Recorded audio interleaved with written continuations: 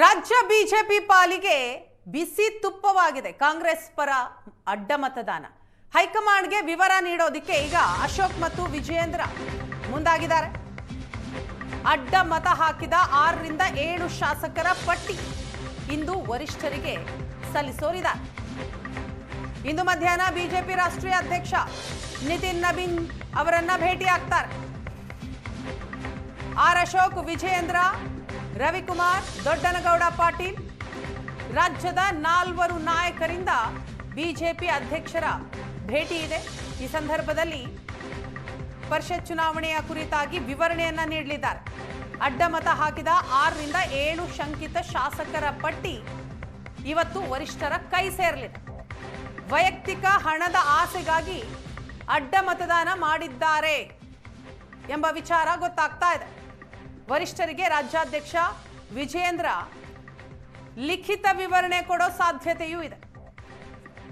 ಒಟ್ನಲ್ಲಿ ಈಗ ರಾಜ್ಯ ಬಿಜೆಪಿ ಪಾಲಿಗೆ ಪರಿಷತ್ ಚುನಾವಣೆಯಲ್ಲಾದಂತಹ ಅಡ್ಡ ಮತದಾನ ಬಿಸಿ ತುಪ್ಪವಾಗಿ ಪರಿಣಮಿಸಿದೆ.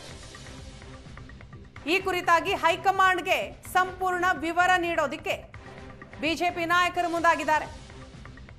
ಇವತ್ತು ಮಧ್ಯಾಹ್ನ ಬಿಜೆಪಿ ರಾಷ್ಟ್ರೀಯ ಅಧ್ಯಕ್ಷ ನಿತಿನ್ ನಬೀನ್ ಅವರನ್ನ ಭೇಟಿಯಾಗಲಿದ್ದಾರೆ.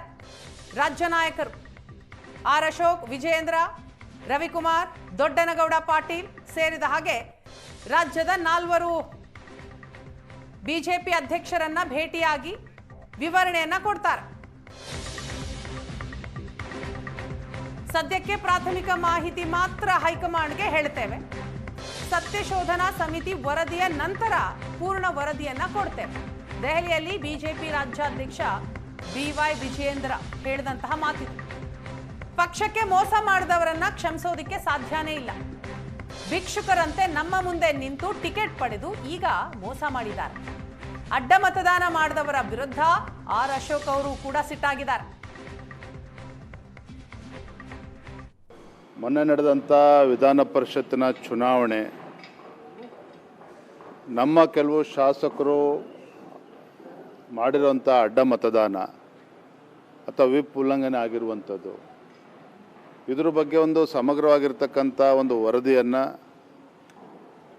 ನಮ್ಮ ರಾಷ್ಟ್ರೀಯ ಅಧ್ಯಕ್ಷರಾಗಿರುವಂತಹ ನಿತಿನ್ ನಬೀನ್ ಜಿ ಅವರಿಗೆ ನಾನು, ಮಾನ್ಯ ಆರ್ ಅಶೋಕ್ರವರು ಮತ್ತು ನಮ್ಮ ಎಲೆಕ್ಷನ್ ಏಜೆಂಟ್ರಾಗಿದ್ದಂಥ ಜವಾಬ್ದಾರಿ ಹೊತ್ತಂಥ ರವಿಕುಮಾರ್ ಅವರು ಹಾಗೆ ನವೀನ್ ಅವರು ಕೂಡ ಬಂದಿದ್ದಾರೆ. ನಾವೆಲ್ಲರೂ ಸಹ ರಾಷ್ಟ್ರೀಯ ಅಧ್ಯಕ್ಷನ ಭೇಟಿ ಮಾಡಿ ವರದಿಯನ್ನು ನೀಡ್ತೇವೆ. ಮೊದಲ ಹಂತದಲ್ಲಿ ಏನೇನು ಆಗಿದೆ ಅನ್ನುವ ವರದಿಯನ್ನು ಮಾತ್ರ ನಾವು ರಾಷ್ಟ್ರೀಯ ಅಧ್ಯಕ್ಷರಿಗೆ ನೀಡ್ತಾ ಇದ್ದೇವೆ. ತಮಗೆ ತಿಳಿದಿರೋ ಹಾಗೆ CT ರವಿ ಅವರು ನಮ್ಮ ಹಿರಿಯ ಮುಖಂಡರೇನಿದ್ದಾರೆ ನೇತೃತ್ವದಲ್ಲಿ ಒಂದು ಸಮಿತಿಯನ್ನು ಕೂಡ ಮಾಡಿದ್ದೇವೆ. ಅವರು ಕೂಡ ಎಲ್ಲ ವಿಚಾರಗಳನ್ನು ಪರಿಶೀಲಿಸಿ ನಮಗೆ ವರದಿಯನ್ನು ನೀಡ್ತಾರೆ. ತದನಂತರ ಅದನ್ನು ಕೂಡ ನಾವು ರಾಷ್ಟ್ರೀಯ ಅಧ್ಯಕ್ಷನಿಗೆ ಕೊಡ್ತೇವೆ. ಚುನಾವಣೆ ಆದ ಮರುದಿನ ನಾನೇ ರಾಷ್ಟ್ರೀಯ ಅಧ್ಯಕ್ಷರಿಗೆ ದೂರವಾಣಿ ಕರೆ ಮಾಡಿ ಮಾಹಿತಿಯನ್ನು ಕೊಟ್ಟಂಥ ಸಂದರ್ಭದಲ್ಲಿ ಕೆಲವು ಮಾಹಿತಿಯನ್ನು ಅವರು ಕೂಡ ಕೇಳಿದ್ರು. ನಾನು ಅಧ್ಯಕ್ಷರಿಗೆ ಮನವಿಯನ್ನು ಮಾಡಿ, ಇಲ್ಲ ಸರ್ ನಾನೇ ಬರ್ತೇನೆ, ತಮ್ಮನ್ನು ಭೇಟಿ ಆಗಬೇಕು, ಸಮಯ ಬೇಕು ಅಂತ ಹೇಳಿದಾಗ ಇವತ್ತು ಬರೋಕ್ಕೆ ಕೇಳಿದ್ರು. ಬಂದಿದ್ದೇವೆ. 15,000 ಕೋಟಿ ರಾಜ್ಯ ಸರ್ಕಾರಕ್ಕೆ ಸೇವಿಂಗ್ಸ್ ಆಗ್ತದೆ ಉಳಿತಾಯ ಮಾಡೋಕ್ಕೋಸ್ಕರ.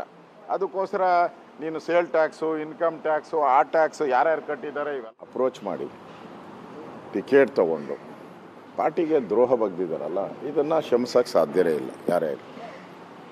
ಅದು ಇದೇನು ಮೊದಲೇ ಅಲ್ಲ, ಇದು ಈ ಥರದ 10 ಕರ್ನಾಟಕ ರಾಜ್ಯದಲ್ಲಿ 10 ಸರಿ ಈ ಥರದ್ದೆಲ್ಲ ಆಗಿದೆ. ಆದರೆ ನಮ್ಮ ಪಾರ್ಟಿಯಲ್ಲಿ ಆಗಿರೋವಂಥದ್ದು ಇದು ಭಾಳ ಬೇಸರದ ವಿಚಾರ. ಆ ದೃಷ್ಟಿಯಿಂದ ನಾನು, ನಮ್ಮ ಅಧ್ಯಕ್ಷರು, ನಮ್ಮ ರವಿಕುಮಾರ್ ಅವರು, ನಮ್ಮ ನವೀನ್ ಅವರು, ನಮ್ಮ ದೊಡ್ಡನಗೌಡರು ನಾವೆಲ್ಲ ಬಂದಿರೋವಂಥದ್ದು. ನಾವು ಅಪಾಯಿಂಟ್ಮೆಂಟ್ ಕೇಳಿದ್ರಿ, ಒಂದು 4 ದಿನದಿಂದ ರಾಷ್ಟ್ರೀಯ ಅಧ್ಯಕ್ಷರಿಗೆ ಅಪಾಯಿಂಟ್ಮೆಂಟ್ ಕೇಳಿದ್ರಿ, ಸಂತೋಷ್ ಜಿಗೆ ಅಪಾಯಿಂಟ್ಮೆಂಟ್ ಕೇಳಿದ್ರಿ. ಅವರು ನಮಗೆ ಇವತ್ತು 12 ಗಂಟೆಗೆ ಬರೋಕ್ಕೆ ಅಪಾಯಿಂಟ್ಮೆಂಟ್ ಕೊಟ್ಟಿದ್ದಾರೆ. ಸೊ ಹೋಗಿ ನಾವು ಎಕ್ಸ್ಪ್ಲೈನ್ ಮಾಡ್ತೀವಿ ಅಡ್ಡ ಮತದಾನ ಯಾರ್ಯಾರು ಮಾಡಿರ್ಬೋದು ಅಂತ. ಸಂದೇಹಗಳಷ್ಟೇ ಇದು ಸೀಕ್ರೆಟ್ ವೋಟ್ ಇರೋದ್ರಿಂದ ಕಂಡುಹಿಡಿಯೋಕ್ಕಾಗೋದೇ ಇಲ್ಲ. ಜನರಲ್ ಎಲೆಕ್ಷನಲ್ಲಿ ಹೆಂಗೆ ಸೀಕ್ರೆಟ್ ವೋಟ್ ನಡೆಯುತ್ತೋ ಅದೇ ರೀತಿ ಇದು ನಡೆದಿರೋದು. ಸೊ ಕಂಡುಹಿಡಿಯೋಕ್ಕೆ ಸಾಧ್ಯ ಇಲ್ಲ. ಆದರೂ ಕೂಡ ಈಗಾಗಲೇ ನಮ್ಗೆ ಹಲವಾರು ಜನಗಳ ಬಗ್ಗೆ ಮಾಹಿತಿಗಳು ಬಂದಿದೆ.